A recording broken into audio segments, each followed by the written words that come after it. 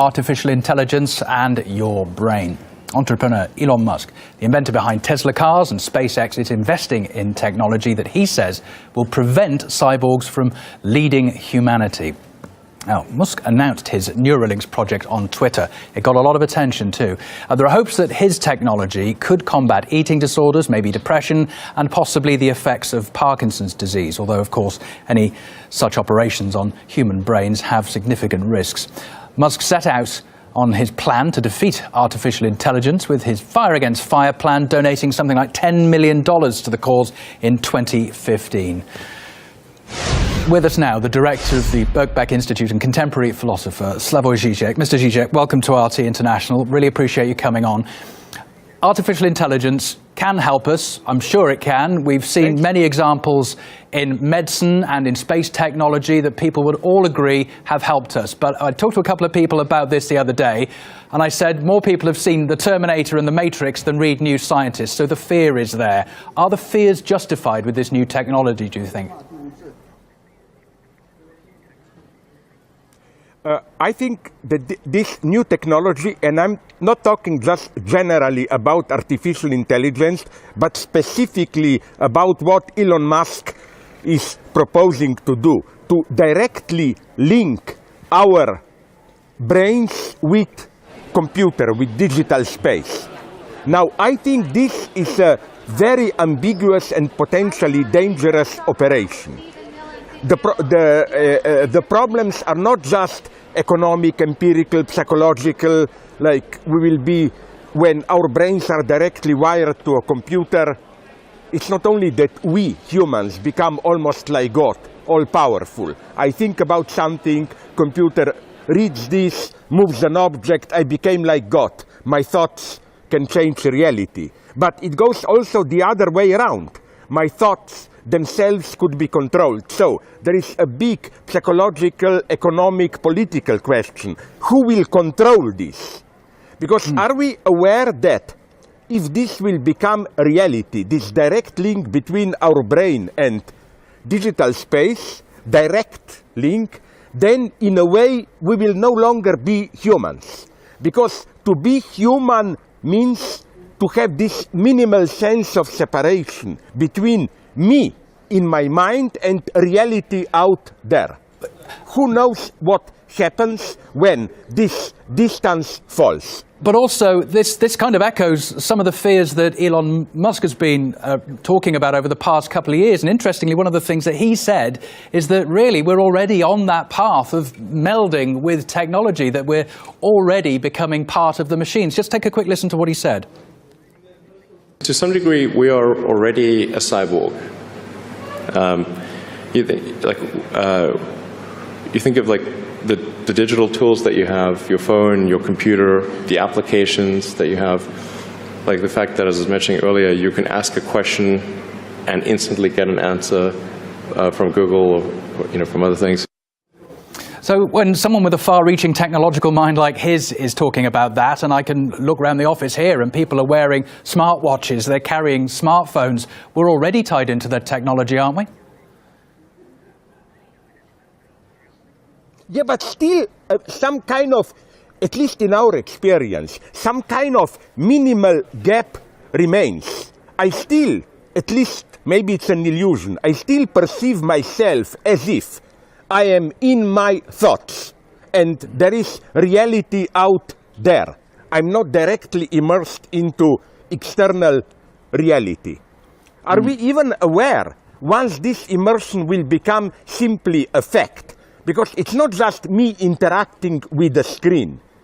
Digital space will not be out there. It will be literally in our very heart, controlling, directing what we are doing, and so on and so on. And again, there is first the big question of power. Who will be controlling this digital space?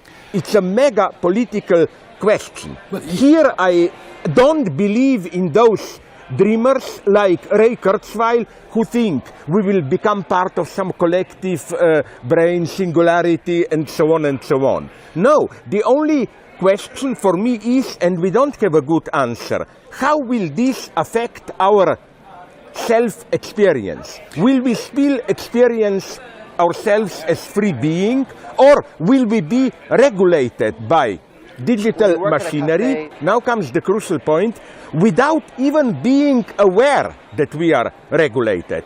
Do you know, a brief story, I hope I don't talk too much. Do you know that my friends in the United States told me they're already making a certain type of experiment? They can control your neurons so that you make a certain move, even move around space, and they can direct you like a remote-controlled car, a toy. Now comes the crucial question. They asked then the subject of this experiment, humans, how did you experience your life, your consciousness, when you were de facto directed, when I direct you like a remote control car? All subjects to the experiment answers, I thought I'm free. I didn't even know that I was controlled. What about for those people then, you mentioned about being able to be in control of your own heart? Well, people wear technology in their heart. They have pacemakers. Other people are on dialysis. Technology is already controlled by computer to help keep some people alive, help give other people mobility. This is all wonderful, of course, but you know, never forget that attempts to control us always begin like this. You begin with all these humanitarian cases, heart diseases, and so on, and then sooner or later you move to police control. Already today, I'm well aware of this. Computers know more about ourselves than we do know, and I know where the future is. We will be automatically checked up, controlled for our health, but also for our purchase, what are we buying, for our political opinions, for our voting, and so on and so on. A computer will literally know us better than we know ourselves. Well, I'm not opposed to this. I'm not a utopian. My question is simply, who will control the computers? But that's kind of happening now, though, isn't it? Because nobody is forced to have a smartphone or a smartwatch or any of these devices, but we all willingly go and spend heaven knows how much of our salaries on these devices. They know everything. They can predict our behavior. That is already happening. So is your fear then literally over who controls it? Because in that case, then, we're talking about Apple and Microsoft and Facebook and Google. They already do that. Yeah, but nonetheless, you know, we accept it because we didn't yet fully assume the fact that we are controlled. We still experience it as our freedom. But second point, when you said we have a choice, but do we really have a choice? It's simply a pressure. In order to function today socially, you have to be digitally connected. I think that we are approaching a paradoxical situation where to be outside digital space will become a privilege. I think that the new privilege will be those who will be able to regulate digital space without themselves being fully included into this space. I think that a serious threat of this digitalization. Yes? I was going to say, you could almost argue that now. There are some nations that are very much a digital underclass, aren't there?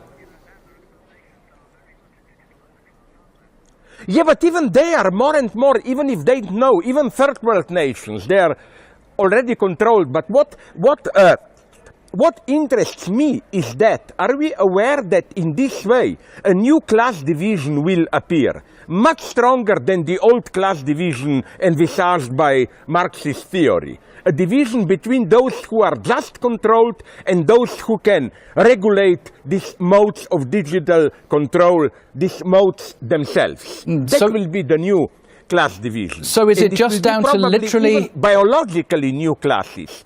Is it literally down to who controls it then? Because you've said before that technology opens doors to both enslavement and to freedom. Is it that you'd be quite okay with this technology, that progress is progress, that there may be an inevitability to this kind of progress for humanity, but it's just a question of who's got their finger on the button? Yeah, but I don't think... No, I'm not a pessimist here. It's just we should be aware first that something radically new is emerging, which will affect our most basic experience of who we are as human beings. Literally, human nature is changing. Because again, in our daily interactions, we will have to learn to feel at the same time omnipotent and impotent. Impotent because totally exposed to the digital media, and omnipotent because we will be able to directly affect reality. And second point, you know where I see the danger? Look, one of the reproaches in the West to Julian Assange is, why is he only publishing documents about United States, why not also about Russia, China, and so on? But I here support Assange. You know why? Because these new digital forms of control affect us in a way that we still think we are free. It's easy to say China. But in China, people more or less know they have an authoritarian government. And I certainly feel the technology is overtaking me as soon as I hit 40. We do have to leave it there, I'm afraid, because we're completely out of time. I could talk to you all night about this. I really, really could. But for now, though, Slavoj Zizek, I really appreciate your time. I'm so sorry. I talk too much. But no, not at all. I hope we can do this again sometime. I really do. Thank you. Bye-bye.